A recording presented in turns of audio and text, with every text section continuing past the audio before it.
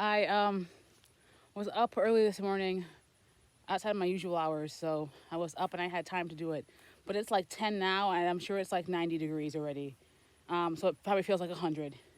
Anyway, the point is, I weeded my garden because we had like a week of water and then a week of crazy heat, and I wasn't really gonna be out here doing anything, regardless of early morning or not. But since I was up today, I'm like, let me just do this, and then might be another whole month till it looks like this again. But I did get some new plants, and now the gladiolus are blooming, and I just feel we got the mower and I mowed. It's just anyway. Let's get to it. Okay. Oof. So all that back there, hand pulled. We still got some grass over here. That's fine. There's the mower because the shed door is still broken. But now the shed is like fixing. I don't know. That shed is a mess. Anyway, let's start over here.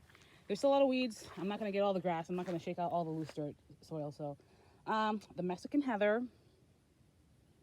I didn't go super crazy over here in terms of like plucking the singular weeds in between things, but I might do that after the fact. But you know, just the big bunches that were blocking out the color really. So Mexican heather, the pentas, the dianthus, still loving it.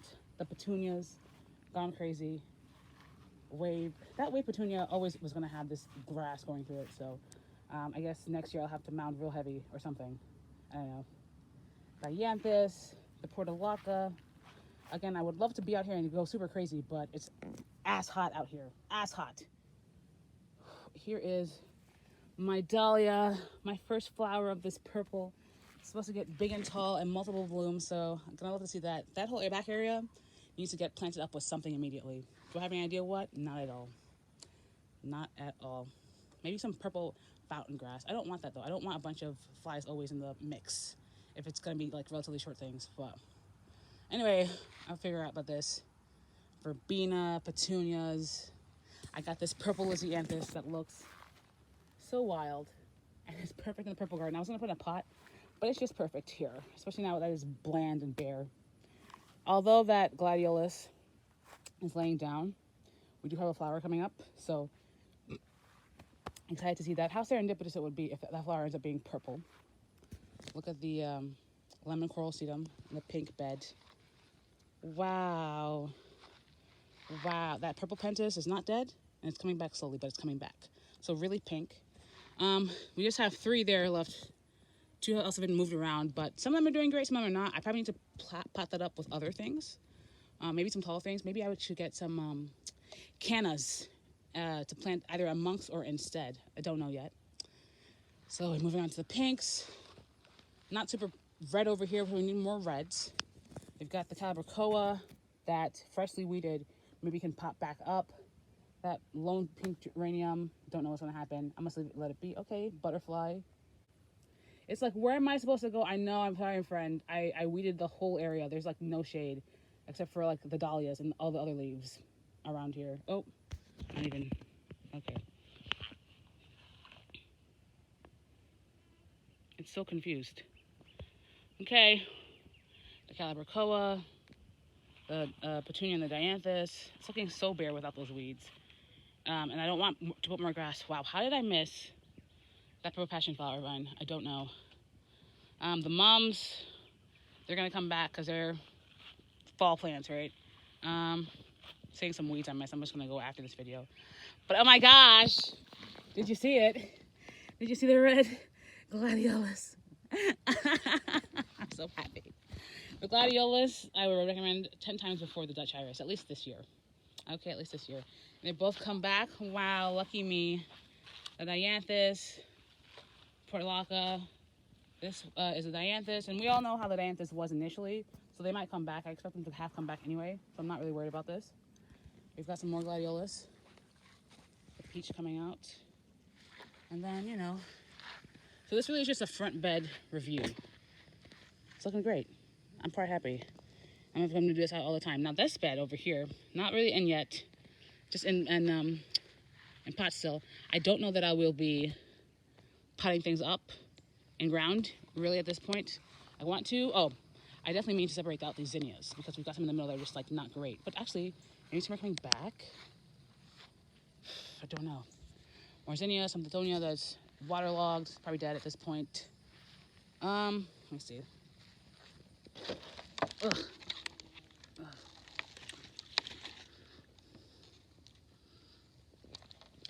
Probably dead, but we're just gonna let this one below it dry out with the sun, right? And if anything, I'll take the soil and mound it up around this one. That's gonna be potted anyway. I'm gonna cut back this lemon evening primrose. Not looking the best or the prettiest. A lot of weedish here, but I don't super mind this over here. I did get those petunias over there to put in the raspberry, but maybe there's enough. Excuse me, they're not petunias. They're like a mix between petunias and cabricoas. It's not a super cal, I don't think. It's a pechoa super. Okay, whatever that's about. Anyway, what's the spread on this? Okay. So I'm gonna separate those out. If they do anything like how the yellow cabricoa would do, they'll do great. Here's the dahlia, one of them. This is a lantana that definitely needs to get potted up. But today, probably not for like another week because it's way too hot. Again, July 4th, like 2-3 days ago, highest day on record. So, no time soon. And lusciousness. Now, a quick look at the plants over. Oh, I did move this. Sideways. It's supposed to rain today, hopefully a lot. But those got piled up and look great. The clearance hibiscus, a bunch of new growth it's setting up. Love that for her. The canna, everything just look wilted because of the heat, including myself. So you won't get the whole tour today, but I'm feeling tired. Ooh, wow. Fly in my ear. So I got a phlox, and I actually was able to separate the phlox into a bunch of little bits. And so we have all this lovely purplish, fuchsia pink, purple phlox in the back. I have two cabricoas that are in back there. Two other ones in a different pot. That was the clearance one I got. I also got this pentis. It should be a purple. If not, it'll just look like a pink, probably. Pink, red. Some of them are in the colors you want to fit. But it's looking real nice. Purple dahlia. You can see the contrast against the phlox in the back. The phlox won't look too big, but it'll get like tallish. Supposed to get 12 to 18 feet high and 12 to 18 feet wide. So we'll see how in reality it does. Yeah, we're just using topsoil nowadays, but yeah. Also split the zinnias into two. 1 and 2 is supposed to rain soon, so I'm kind of in a rush. And the sunflower dianthus got placed around the other pink dianthus in front of the mum. So nice transition to red. But even though there's not super much red over there, so I actually need more. But wow, that red. And that's peach that's popping up. I need the birds to come and eat all these other insects, but okay.